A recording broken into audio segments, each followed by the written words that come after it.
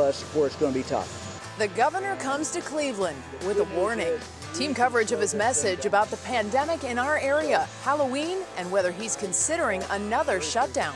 Third wave, how COVID fatigue could lead us into what one expert predicts will be the darkest time of the pandemic. Pandemic patios, the hot items people are using to stay outside longer, even as the weather cools. If you don't play clean on the road against a good team, you're not going to come away with a victory. Steel Town beatdown. A battered Baker pulled out of the game as the Browns fall in Pittsburgh. The voice of the Browns, Jim Donovan, gives us his take. Plus, Mike Polk Jr. on why it's time for Big Ben Roethlisberger to retire. What's new starts now. And now, live from WKYC Studios, this is What's New. Good Monday evening, everybody. It is time for What's New. My name is Betsy Kling, and joining me today, hello, Dave Chudowsky. Welcome. So great to see you again. Your day got turned upside down, oh much boy. like the Fresh Prince of Bel-Air. Here you are 12 hours later now from what you're normally here. That's right. Usually I'm in Studio B on the mornings and go. It's so weird to be back in Studio A. Right. I know. Well, we are thrilled to have you here with us. We certainly have a lot to get to today. I'm happy to be here for sure. The governor was here today with some sobering news, and it involves our rising coronavirus numbers. Let's take a look at those before we hear from him, Betsy. That's right. Today in Ohio, there were 1,837 new cases. The 3-week average is just over 1,500. Now, keep in mind, hospitalizations are another story. They're up to 111 today. The 3-week average there is 89. 8 new deaths were reported here in the state of Ohio. That's lower than the 21-day average. And the positivity rate has a 48-hour lag time. Keep that in mind. So as of this weekend, we were sitting at 4.9% on that positivity rate. That's very close to the 5% that the World Health Organization previously recommended states stay below for 14 days before opening up even more. Well, as a result of those rising numbers, Governor DeWine made a plea to Ohioans today from the shores of Lake Erie. That's right here in Cleveland. He flew into Burke Lakefront Airport for his press conference today, and he took questions from reporters. Mark Namick is live with what the governor had to say today. Hi, Mark. Hi, Betsy. Yeah, the governor has been campaigning across the major media markets in the state, but not for a candidate, but against the coronavirus. Flying into Burke Lakefront Airport today, one of many stops he's made in the last few days, the governor encouraged Ohioans to wear masks, saying it's still the best way to contain the virus. Ohio now recording some of the highest numbers in the pandemic since it began, and hospitalizations, as you mentioned, are also on the rise. The governor describing this trend as the third wave. We've really learned the value of the mask. When two people are wearing them, it really has a great ability to cut the spread down. So I'm here today to say thank you for what you've done. Please wear the mask. If we could get people just not to stop what they're doing, it will make all the difference in the world. How do I know that? I know it because we saw it in Ohio in July, in the summer. We literally saw a very significant decrease in the cases when mask compliance went up in our urban areas, for example, from, I'm guessing, 50% maybe to 85, 90%.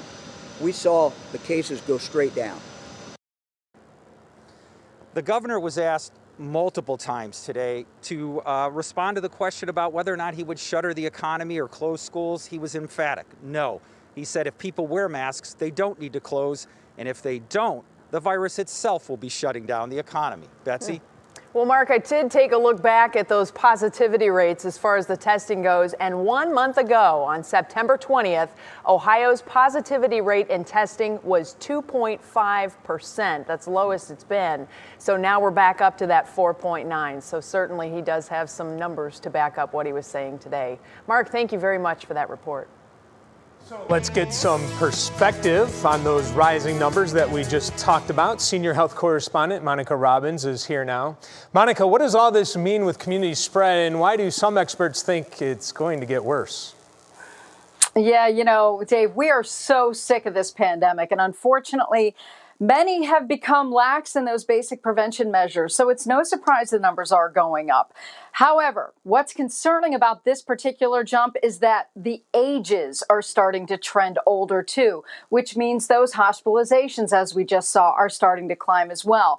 Now, when we have community spread like this, it nearly guarantees cases are going to pop up in schools and worse, nursing homes potentially. The governor believes much of the spread is from casual contact. Also, the weather is turning. That means we're going to be inside and spreading germs like we do every cold and flu season. So wearing that mask, washing your hands, and keeping your distance will not only help slow the spread of COVID, but also protect you from those normal bugs that we go deal with every year. And health experts tell us we can't get back to normal if everybody doesn't do their part. And at 6, I'll talk about how this might be affecting the economy, as Mark was alluding to as well. Normal. That sounds so good. But what does all this mean, though, for the upcoming holidays and family get-togethers that won't seem so normal? Yeah, you know, we're in a case surge, and we always see jumps after significant events, such as the holidays. And now we've got 3 holiday months in a row. So this can truly get out of hand if people don't follow those basic safety guidelines. And please protect your older relatives because literally their lives depend on it. You can have your holiday gathering, but according to the CDC, keep it smaller. Identify maybe one person to serve food. Maintain distance and be aware of the spread in your local community and where your guests are coming from. This is the year of the air hug, and there is no problem having a mass costume contest for any of the holidays, Dave. Yeah, the air hug, the air fist bumps, and all that, certainly. Okay, Monica Robbins, senior health correspondent, thank you very much. We'll see you later on. Sure. Well, it's time now to swing things around. Get a check of some of today's other big headlines with our pally, Russ Mitchell, over at the Big News Desk. Happy Monday to you, Russ. Happy Monday, Betsy. Hey, David, good to see you. Russ, great to see you. Give you an air hug. Is that okay? That's what we're doing now. All good. All right. Good afternoon, everyone. Here is what is happening today. House Speaker Nancy Pelosi and Treasury Secretary Steve Mnuchin met again today to talk about a new COVID stimulus package. Senate Republicans plan to vote on smaller deals tomorrow and Wednesday. Democrats call those plans, quote, grossly inadequate, end quote. The Commission on Presidential Debates is meeting this afternoon to discuss possible rule changes to Thursday's presidential debate. One item on the table would give producers the option of muting the microphone of a candidate who interrupts his opponent. That debate will be moderated by NBC News White House correspondent Kristen Welker and can be seen here on Channel 3 Thursday night. Coverage begins at 8:30. And DNA testing has identified remains discovered inside a barn in New London, Ohio. Police say the bones are those of 18-year-old schoolteacher Hallie Armstrong, who died of unknown causes back in 1888. The nonprofit Porchlight Project paid for the DNA testing with the cooperation of New London Police. And Betsy, I checked our files. We did not cover that story back in 1888, just in case you were wondering. What a whodunit. I mean, I know. You know, the big question, why was she left in a barn? Certainly. So they'll be on that one for sure. Oh, yeah. Right. Thanks, Russ. We'll check in with you again Okay. coming up soon. Feels like 1888 since the Browns won in Pittsburgh. And I'll tell you, we were really getting used to those Victory Mondays. I promise we will have them again, but today feels like those Mondays we've had many, many times, especially after a game in Pittsburgh. The Steelers crushed the Browns 38-7. The voice of the Browns joins us now, Jimmy Donovan. And Jim, honestly, it really couldn't have been much worse yesterday. I believe you said we just need to forget yesterday. Yeah, we really do. There will be a day, Super Dave, that you and I will meet, hopefully in the newsroom, and it will come on a Monday after the Browns win at Heinz Field. Now, I will probably be on a cane at that time walking in and seeing you. But there will be a day, but it's not this day after we can yesterday. Dream. Yes. It was bleak over at Heinz Field. Imagine now the Browns have lost 17 years in a row to the Steelers in Pittsburgh at that stadium, Heinz Field. And I have to tell you, folks, this one was over very, very early, like on the first pass that Baker Mayfield threw. When he threw the ball and it got picked off for a pick six, that was the end of the day. But the rest of the day then just became an exercise in bruising futility.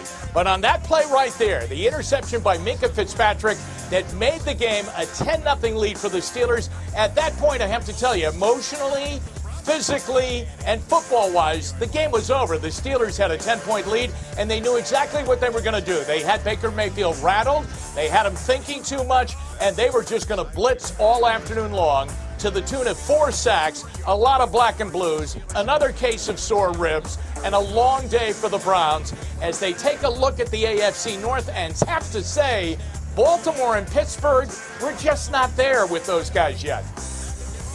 I think you try and learn from the wins, learn from the losses as much as you can. There are days that feel like this and you don't feel great about yourself. You walk in the building and you obviously that loss is sticking with you, but you really do have to move past it because this afternoon we got to start game planning for a good Bengals team.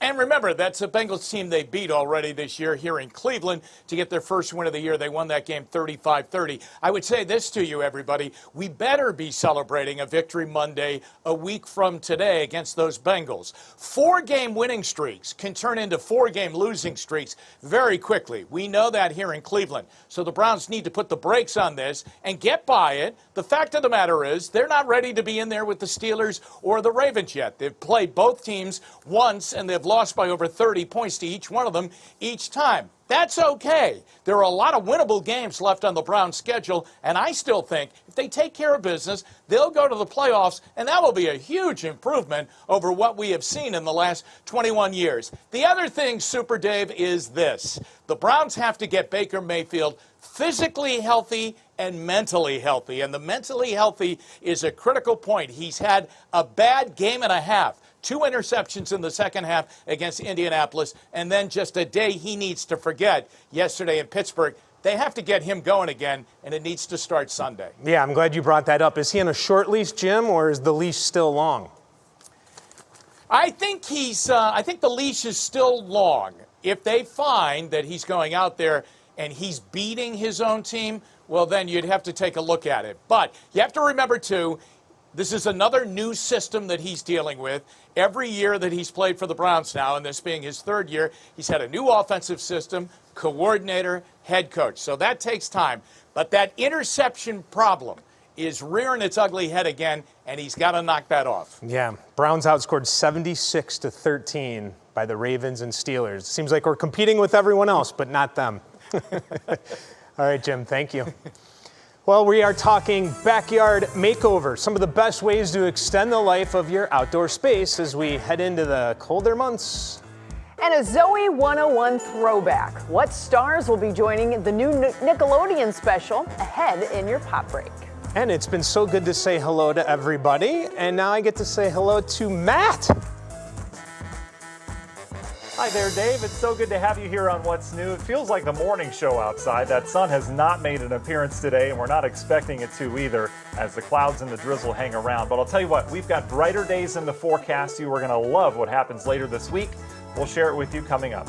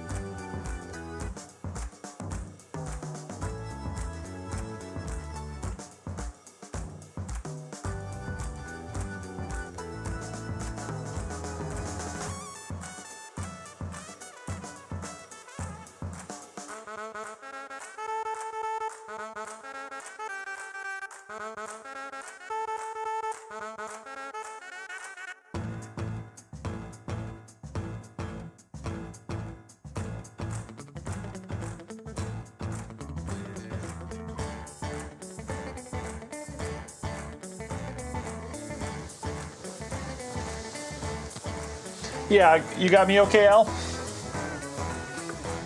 Okay, cool.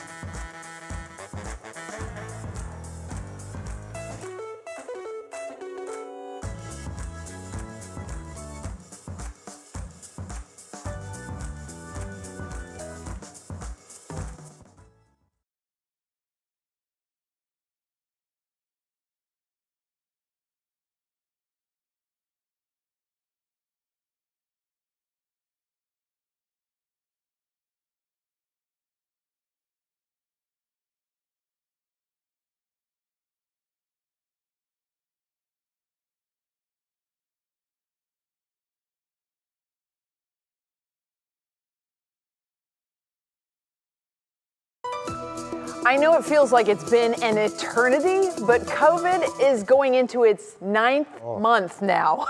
It feels like it's been 15 years. And believe it or not, now we're facing winter, and people are worried about being locked inside their homes. So homeowners are now starting to spend some serious cash to deck out their backyard. Yeah, and there are some ways that will let them extend the time that they can spend outside. Consumer investigator Danielle Serino shows us some of the biggest in-demand items. The heat is on. Winter may be around the corner, but not for these people who plan on enjoying their backyards all year long. We actually used it during the snow in May. And what's nice about that is we can actually leave part of it open. Outdoor spaces have become the new she sheds, but for families. And since COVID, retailers can barely hold on to the essentials. We sell anything related to fireplaces, patio furniture, fire pits, and patio heaters, which we can't keep in stock, can't get fast enough. And that's been the biggest challenge throughout this whole thing. But the Maddies scooped up everything. A gazebo with netting and curtains, a tall gas heater, new outdoor furniture, plus propane and wood fire pits to make s'mores. We can do 6 feet apart on the larger deck. So that we had the neighbors come over, and it was a way to still see friends and enjoy the family and still be comfortable and not be out in large public groups. Their friends, the Eastons, added a patio and inflatable hot tub with a portable heater. Are you going to use the hot tub all year long? Yes. It's right out on the patio that the kids and my husband and I built, so we can just walk right out there and get in the hot tub and then just come right inside. The Sharmas also went all out, installing a fountain, propane fire pit so there's no ashes, and 2 propane heaters, since she and her husband are both working from home. It's an extension of our living room. Okay. So it feels more like, okay, it's a house, it's a room. So one can be inside, one can be outside. For heat, you want no less than 40,000 BTUs. Ed says mushroom top propane heaters are the most cost efficient, like this one from Garden Treasures. And for fire pits, wood burning gives more heat.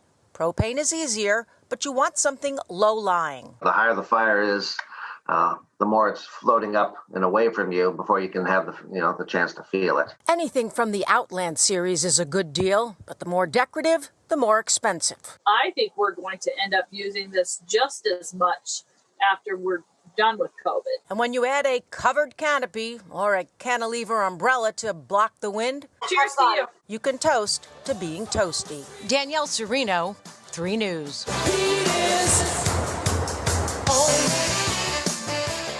Ah, yes, 'tis the season, certainly, is it not, Dave? It certainly is. I can tell you firsthand that we have been going through the patio this summer as we put one on, and I'll tell you, I don't know if this is a fact or not. I got to do some more digging, but I can't find propane anywhere right now, and I'm worried it might be the new toilet paper. Oh. Matt wins? Your comment. Don't ask me. Listen, I'm on the same propane tank I've been on for the last 3 years. We grill once a year, and that's it. There's spiders building a nest in there. So, Dave, I don't know what's happening in your neighborhood there, buddy. Yeah, oh well, I'll tell you, it's the patios. And you get the fire tables, and that's how you keep them running. All right, so now we just need some more patio weather.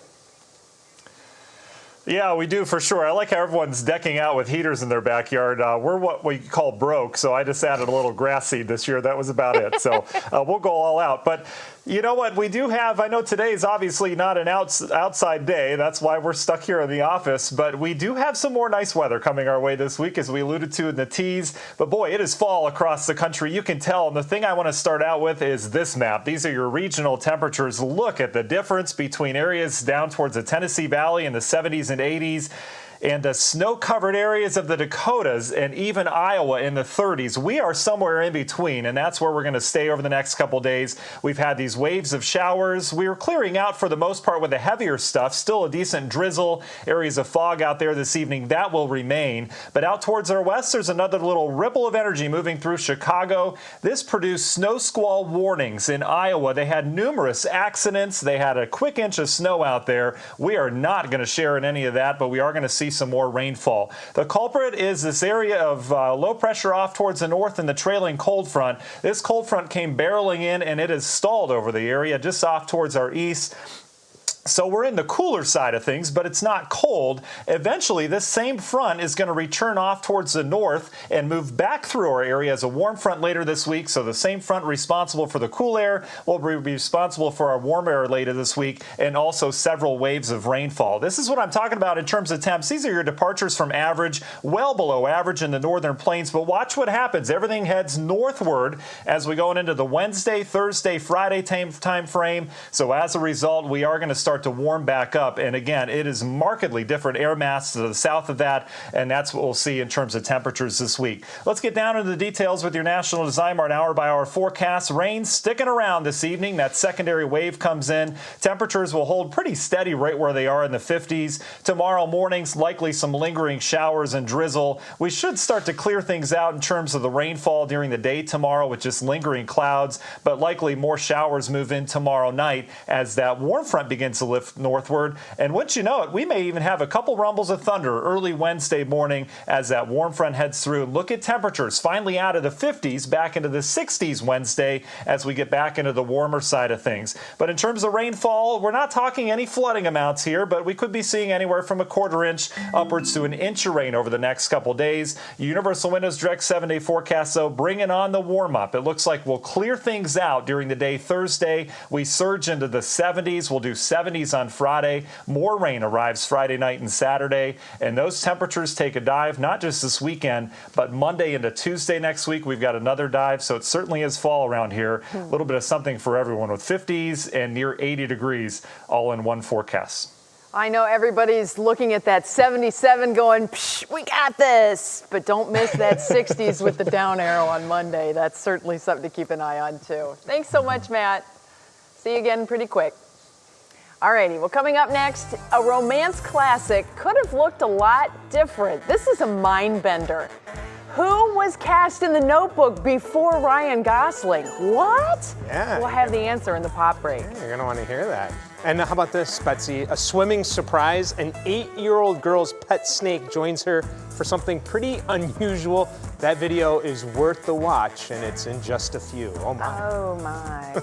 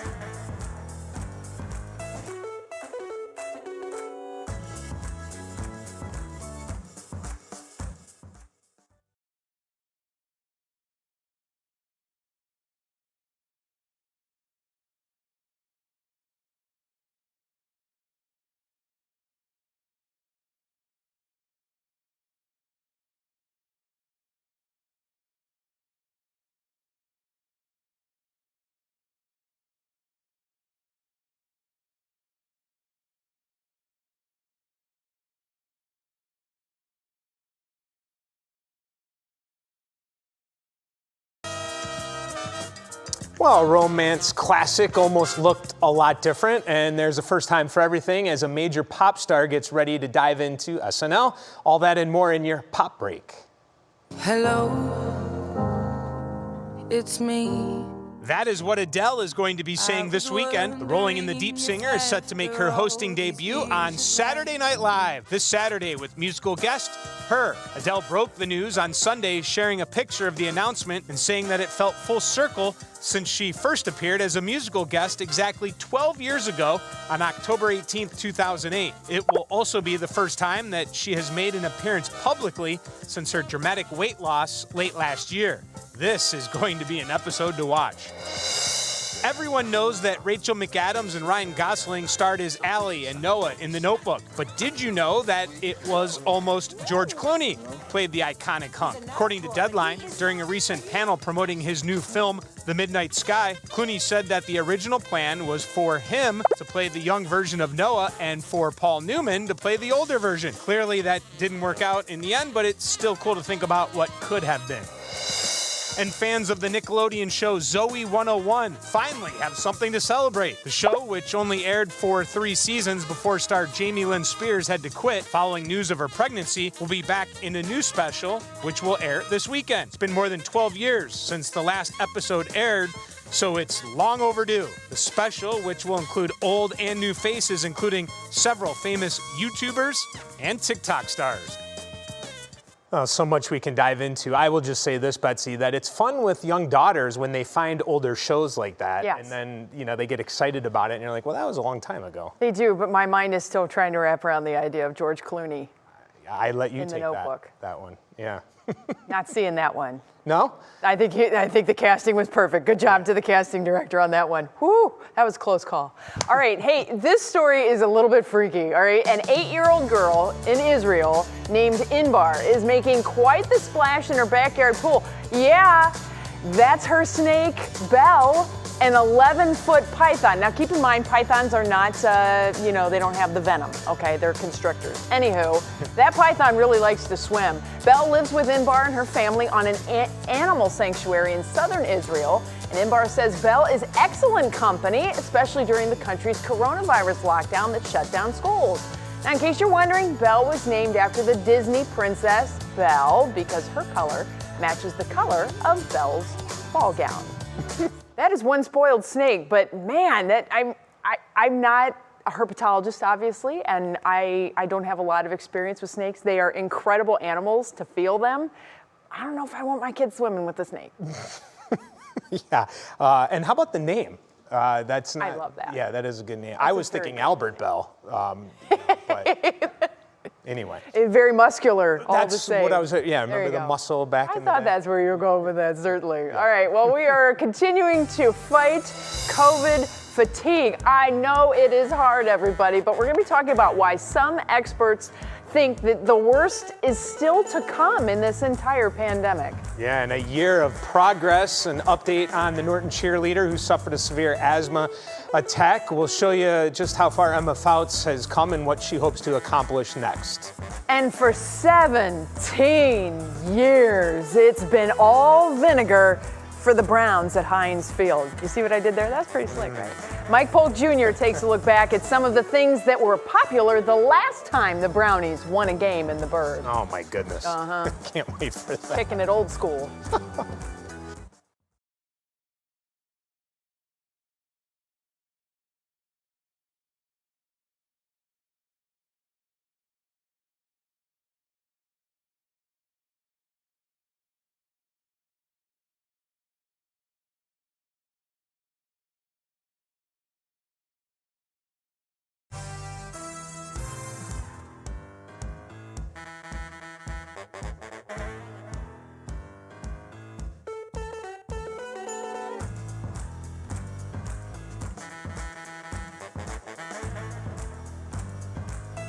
Hey, mic check. 1, 2, 3. Mic check, mic check, mic check. It's time for another update. Thank you.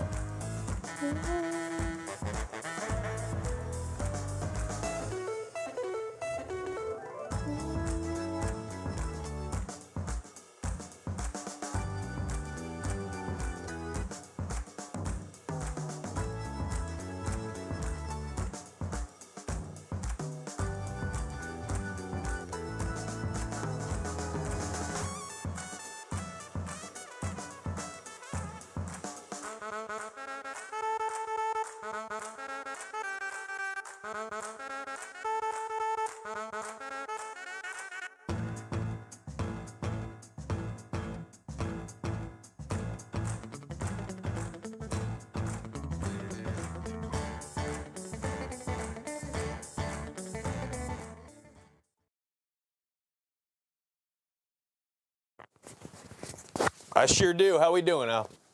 1, 2, 3, 4. I once had a girl, or should I say, she once had me. She showed me her room. Isn't it good? Norwegian wood.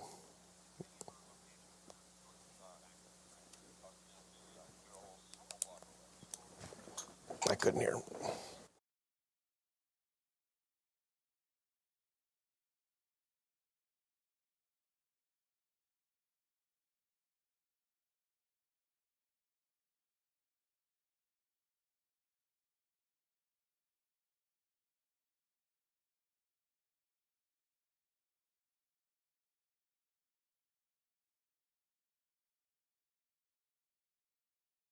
And now, live from WKYC Studios, this is What's New. Well, welcome back, everybody. It's now 5:30 on this kind of dreary Monday, so we thought we'd give you something to perk things up. Dave Chudowsky in the house this evening. I couldn't bring a Victory Monday, Betsy, but I could bring my socks and my shoes, and I'll leave them on. Okay, unlike I'll Odell leave mine Beckham on, Jr., too. I will leave them on just for everybody. So in the morning, what time do you normally get to work? Oh my goodness. Well, I get up about 2:15 in the morning. Yeah, Mm-hmm. and then so today, somewhere in the 3 a.m. hour, on at 5. On at 5 a.m. Yep. So now you're on at 5 p.m. It's a complete opposite. That's right. Some things are going to catch up to you probably later this week. It's going to be very interesting. Yeah, I mean, I know that it's not easy to do the flip to night side, but you know, if we let you go back to the mornings, that would be then the harder part, I'm sure. That's the trick, right? It's the plugging back in. Yes. Right? Not necessarily Well, please kick back and stay unplugged with us. We are thrilled to have you here with us. That's what I was looking for. Unplug. Unplugged. That's all right. We'll plug you back in or unplug you, whichever you'd like. That's what the 5 o'clock's all about. It's great to be here. Let's keep on with what's new, everybody, because we want to get started with our top talker and the coronavirus case numbers that continue to rise here and across the country. Over the last 2 weeks, 38 states have seen a significant increase in cases, and that includes Ohio. 30 states have risen 25% or more. Now, rural areas are seeing cases go up as cooler weather drives people indoors where the virus spreads more easily. Public health experts say things will likely get worse before they get better. You cannot say that we're on the road to essentially getting out of this. The next 6 to 12 weeks are going to be the darkest of the entire pandemic. Now, more regions across the country are also reopening, so there's kind of two things coming together here. New Orleans has loosened their restrictions, allowing outdoor bar service and indoor music, and experts say COVID fatigue may be to blame. Unfortunately, the virus is not tired of us, and so we have to remain vigilant. But that fatigue means people are now wearing masks as consistently. People are starting to gather more indoors. It is so hard, everybody. I know, and that COVID fatigue is a real thing. The U.S. has recently averaged about 700 COVID-19 deaths a day, but University of Washington researchers now project more than 2,300 Americans could die daily by mid-January.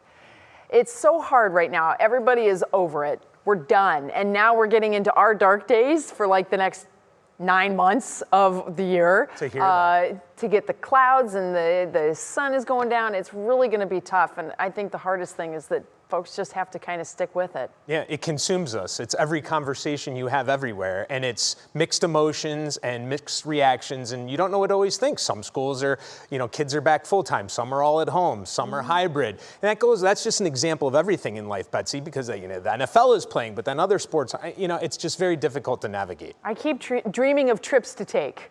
I want to go on an airplane again. I wanted to go see some sunshine somewhere and not have a 16-hour drive in the car with my children. Yeah. That will happen. Betsy, just like the Browns will win in Pittsburgh one day and Jim Donovan will have a cane, you will fly again. I'm thinking I'm going to get to go on my vacation before that happens. Ouch. So true. All right. Too soon. Time now for you to give your take. We asked you on our Facebook page, do you think Ohio needs to pull back any reopening plans to combat the recent spike of COVID-19 cases? Here's what some of you had to say. Veronica Lee says, no, it will kill small businesses, our jobs, and the economy. Kimba Justice says, if people can't follow recommendations from the health officials on their own and stay away from people and places you do not need to be, yes, start shutting things down again. It goes back to you do you. You make the best decisions for yourself and your families. And wash your hands, wash your hands, wash your hands. There you go. That's from Monica. Yes, well said. All right, well, it is time now for another update of today's top stories. Laura Queso, hello to you. Well, hello to you and welcome. Let's get to it, though. Another COVID milestone, speaking of COVID-19, has been hit as case numbers surpass 40 million worldwide. Johns Hopkins reports that number was hit early this morning. It's expected that the number of cases is actually higher because testing has not been consistent and some cases are asymptomatic. We know that. So far, more than 1.1 million COVID deaths have been reported. Well, today marks 1 year since Norton teen Emma Fouts collapsed at a homecoming dance from a severe asthma attack and then was placed in a medically induced coma. Her mom tells us that she's come a long way. However, the recovery process continues with intensive speech, physical and occupational therapy, and she's also working hard to go back to school, to hang out with her friends, and even to drive a car. In other news, a fun holiday tradition is coming back for you. Wild Winter Lights is back at the Cleveland Metropark Zoo starting November 17th. So get in the holiday spirit by taking pictures with Santa, of course, travel through dazzling walk-through displays, and even listen to some live music. That'll get you in the spirit.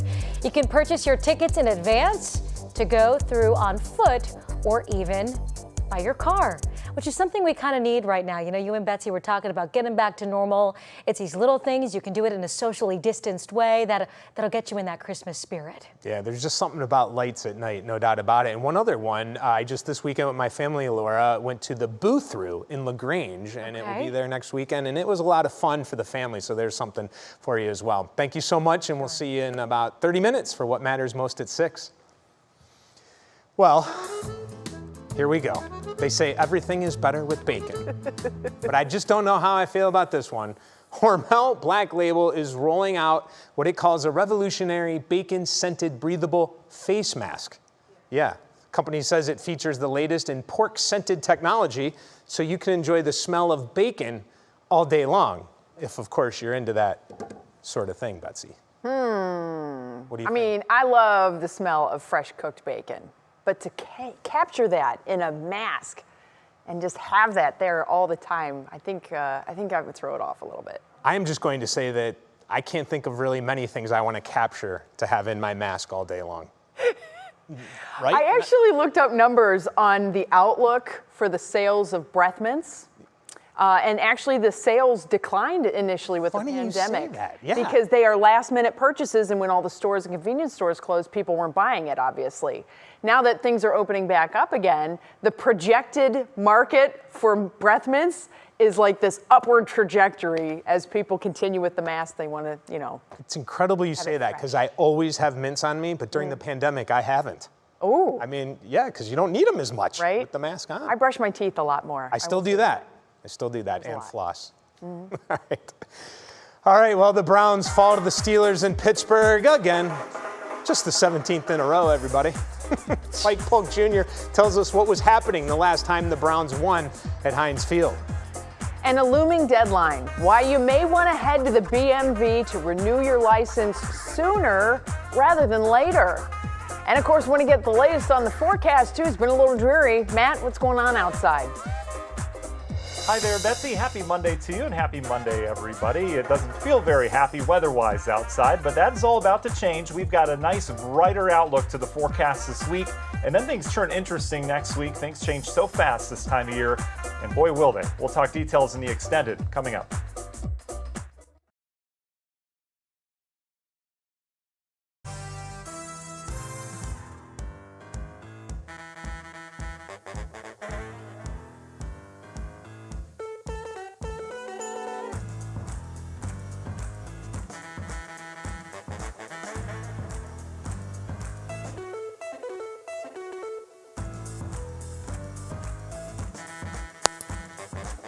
All right, I'm with you. Hold on.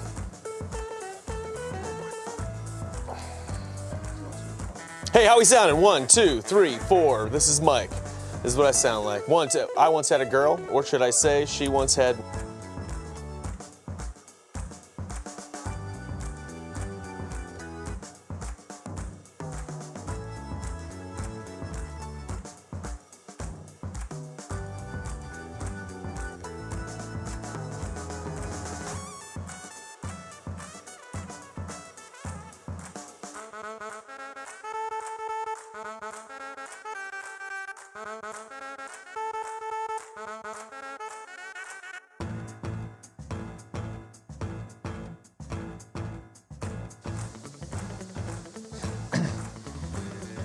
Yeah, I got you, Al.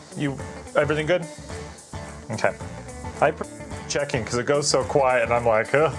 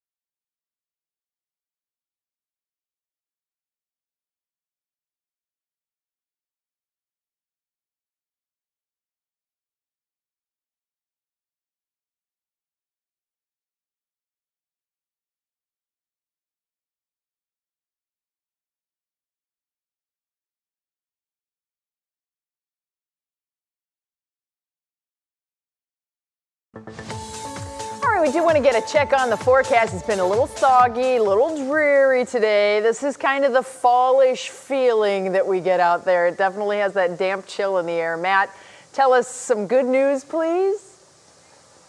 Oh, Betsy, you got it. You and I were both talking earlier about the light at the end of the tunnel this week. As we get further into the fall and winter months, you don't often have these light at the end of the tunnel experiences. Right? So we're certainly going to look forward to that Thursday, Friday.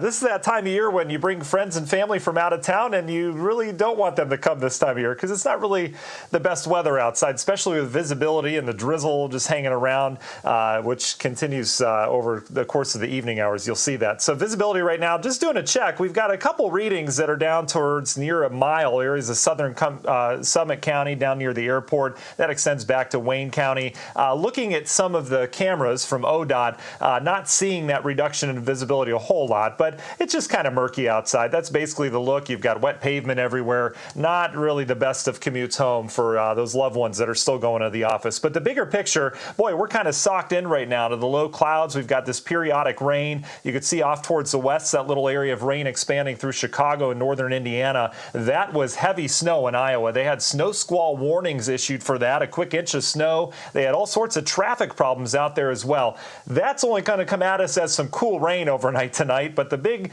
issue is this cold front that worked through yesterday. You felt that temperature drop. It stalled out towards the east, so while we're on the cool side of things, that real cold air is going to stay off towards our west, and we're already seeing, if you look at Texas there, down towards Dallas, you can see that northward push of the warmer air. That is going to surge eventually all the way into northern Ohio as we get into Wednesday and Thursday. Your National Design hour-by-hour forecast, we've got another wave of some steady rain moving in overnight tonight. Temperatures will stay steady right where they're at. We had a high today of 53. Our low was 49. Literally 4-degree difference today between the low and the high, and I don't think it's going to move overnight tonight. Tomorrow, temperatures stay in the low to mid-50s as we go throughout the afternoon hours. We should lose that rainfall chance at least for a good portion of the day, but once you know it, it returns tomorrow evening as that warm front makes some headway into the area.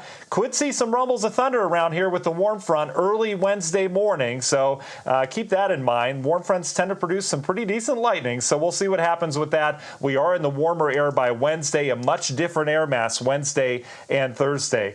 Hey, why not just look at this, right? This is over the next 7 days. You can see what's happening in the upper Midwest. We stay on the rainy side of all of these systems plowing through, but it is snow system after snow system for areas of the Dakotas and Minneapolis who may end up seeing their snowiest October on record. Look at all the snow piling up there. Again, that is staying towards our west, at least for now. Universal Windows Direct 7-day forecast, 58 tomorrow. We will start to warm things up on Wednesday, and then Thursday, Friday, we break out into some sunshine. It will be brief, but we'll see it. Temps in the 70s, and then things turn sour again this weekend with the showers and 50s. But Betsy, I think everyone right now is, getting that cough going and stuff so they can call off work on Thursday, Friday, because it's going to be fantastic around here. And I do want to remind everybody that literally for the last 2 weeks, we have been telling people, take it in, enjoy it. You know it's going to change. Mm-hmm. Well, now hopefully you can remember all of those good memories. All right, Matt, thanks so much. We'll see you coming up on Front Row at 7 o'clock with the latest forecast. Oh, we turn directions now to our Brownies. It has been 17 years. That is incredible. 17 years since the Browns have beaten the Steelers in Pittsburgh. It really is. 2003, Tim Couch. Well, our resident comedian, Mike Polk Jr., takes a look at that long legacy and what it means for the rest of the season. Well, that was certainly an unpleasant football viewing experience. The Browns are in what you would call a bit of a dry spell at Heinz Field. And by that, I mean they haven't won a game there since 2003, when quarterback whose career we probably ruined just by being us, Tim Couch, led Cleveland to a 31-13 win in what is, to this day, the only Browns victory at Heinz Field in history. Here's some hurtful perspective on how long ago that was. The last year that the Browns won in Pittsburgh, the movie Finding Nemo was released. Nokia cell phones dominated the market. Baker Mayfield looked like this, and Outkast's Hey Ya was at the top of the charts. And it still is in my heart. So yes, it has been a while. A big part of the problem is obviously this monstrous abomination who refuses to retire out of spite for me, Ben Roethlisberger. Big Ben's all-time record against the Browns is now 23-2-1. And I've actually had it even worse than most Browns fans because I was still attending Kent State in the early 2000s when Ben was already dominating at Miami of Ohio. So this monster has been haunting me and my teams for literally my entire adult life. He just won't go away. That said, I do feel like everybody's overreacting to this loss a little bit. If you looked on social media last night, people were acting like the world was coming to an end. And that might be true, but it's not because of the Browns getting stomped by Pittsburgh. That's just because of all the other stuff going on. We're still 4-2, you gloomy Gusses. Yes, we just got shellacked by a very good team while we were playing with a beat-up quarterback, missing our #1 running back, and a crucial member of the O-line, and we're playing with a secondary made up of guys who will be playing for the Montreal Alouettes this time next year in the Canadian Football League. Who are we to be all doom and gloom at 4-2? Need I remind everyone that it was just a few years ago that we went 0-16 and threw a parade? I know that because I marched in it. When do we want? Watchable football! When do we want it? Now! Look, I hate Pittsburgh, okay? But they're a great team, and that loss wasn't surprising to me. Now, the good news is, with a couple of exceptions, we actually have a pretty easy schedule moving forward. Check it out. Trash, good, trash, trash, trash, fine. They will kill us. Double New York trash. And, oh, Pittsburgh again, at home, in what could be a meaningful game with playoff implications. That's right, folks. I said late season playoff implications, and I'm talking about the Browns. I'm scared too. So keep the faith, folks. Yes, we just lost to a very strong team. So let's just go prey on the weak for a while, and then exact our revenge on Pittsburgh at the end of the season. Lord knows we're due. Go Browns. That would be the most Browns thing ever, Mike Polk Jr. If we do go all the way, we take it all, and we have to live with the Super Bowl winners asterisk behind it because it was 2020 and things were not the same as they normally were.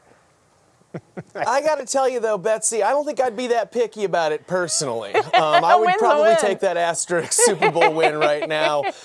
Maybe one of you guys, though, back in the studio can help me out with this. There are some rumors swirling around that I just want to get confirmed real fast. Is it true that Ben Roethlisberger's own family doesn't like him and that puppies hate him, too, and that he hates puppies? Or is that just a rumor I'm trying to get started?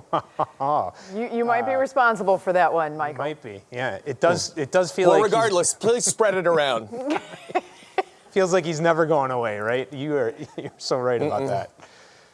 What are you drinking, by the way? Nightmarish. I'm sorry to interrupt this coffee is time. Cranberry juice. Oh, very good. It's cranberry juice. It's good for my urinary tract.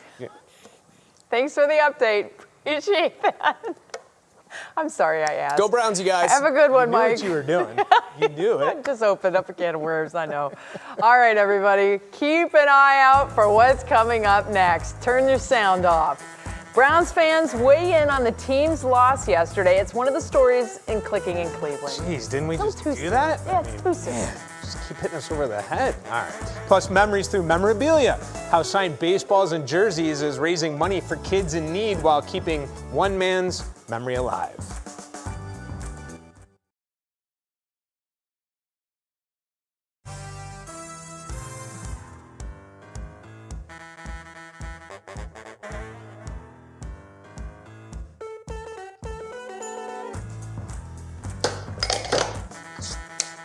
Hello, Al. Yes, I am. All right.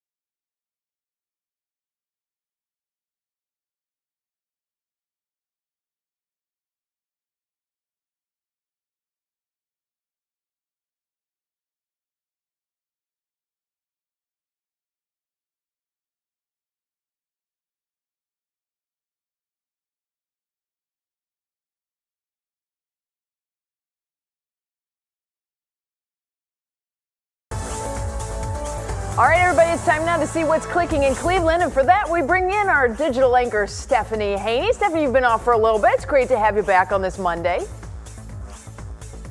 Thank you, Betsy. It's great to be back. I'll tell you what, though, there is no place quite like social media the day after a Browns loss. Here's what the fans are saying. Joel Zalar is one of many people with harsh words for the team. He said a mediocre team, referring to the Browns, can beat a mediocre team, but not a good team, meaning the Pittsburgh Steelers. Tyler Marshall called out the many tough critics of Baker Mayfield, though, saying it's funny how quickly people can turn on this team and their quarterback. I mean, it is possible to have a bad game. Good point there. And Emmanuel George comes in with the reminder for Browns fans that a 4-2 record is not bad. He says we just need to win the games we're supposed to win, like next week against Cincinnati, and no one expected the Browns to beat a healthy Steelers team at their home field anyway, as Mike Polk just told us, not in the last 17 years anyway. Now, with Election Day just 2 weeks away, Ohio is a very popular spot for campaign stops. The former Vice President Joe Biden's Soul of a Nation tour is in town today and tomorrow. This is stopping in Canton and Youngstown today. The stops tomorrow include Steubenville at 10 a.m., St. Clairsville at 1:30 p.m., and the Marietta area at 5 p.m. Now, just a few weeks ago, the Women for Trump bus tour stopped in parts of Northeast Ohio with stops in Akron, Canton, and Boardman. So those are definitely heating up with the election on the way. And here's a reminder for you from the Ohio Bureau of Motor Vehicles. If your driver's license, ID, or vehicle registration has expired since March 9th, your deadline to renew is now officially December 1st. You can renew your vehicle registration online, but you'll have to renew your license or your ID card in person, and the VMV is now suggesting Ohioans handle this soon to avoid long lines as we get closer to December 1st. Now, we have a link up on WKYC.com so you can know what you need to bring so that you have everything prepared when you get there, Betsy. And they also have that new system where you can actually get in line before you even show up. So that makes it nice, and you can spend even less time in line leading up to December 1st. Fact, that is a very good thing to know about. You get in line before you even get there. I love that. Thanks, Stephanie, for all those details. We appreciate it. Well, everybody, you have a chance to bid on a bit of sports history and help kids in need. How an auction is keeping one man's legacy going. And ahead on what matters most, how shops and small businesses in a small southern Ohio community have stayed afloat during the pandemic as we travel across Ohio's 88 counties in 88 days.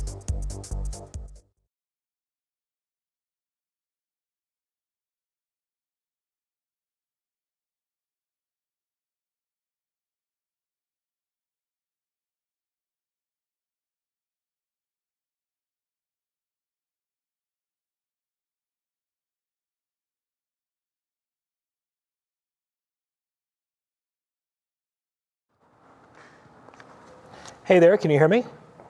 Excellent. Thanks for joining us at 6. I'm Russ Mitchell.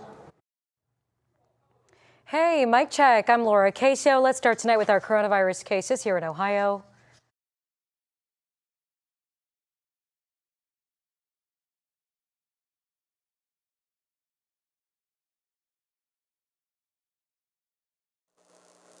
Hey.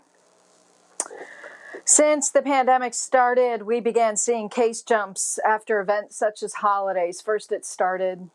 Concern him. He said he believed trick-or-treating can be done more safely.